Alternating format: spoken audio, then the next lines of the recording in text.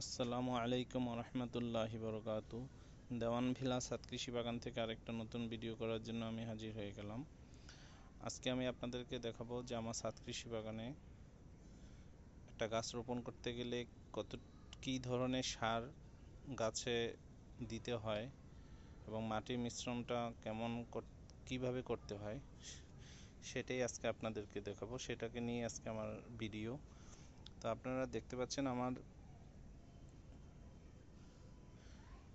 সামনে যেই সার দেখা যাচ্ছে, সাথে মাটি, বিভিন্ন ধরনের জৈব সার এখানে আমি দিয়েছি। তো প্রথমত আমি মাটি দিয়েছি।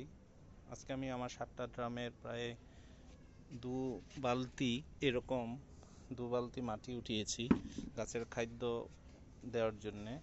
তো সেই মাটিগুলো আমি নতুনভাবে বিভিন্ন রকম সারের সংমিশ্রণে তৈরি করে আমি আবার সেই ড্রামে ওই মাটিগুলো দিব সারসহ।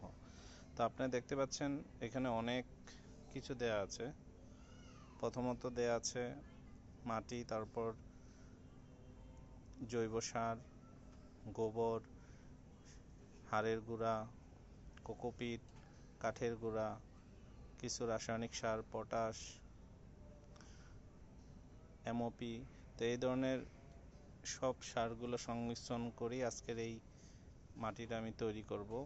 তারপর আমি প্রতিটা ড্রাম থেকে যতটুকু মাটি উঠিয়েছি সেই পরিমাণ ওই ড্রামগুলোতে দিব।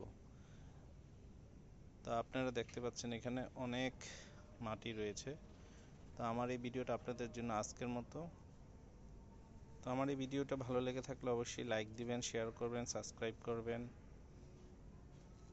তাহলে আমি আপনাদের জন্য নতুন নতুন ভিডিও তৈরি করতে অনুপ্রাণিত হব। তো আজকের মতো এখান থেকে বিদায় নিচ্ছি। আল্লাহ হাফেজ।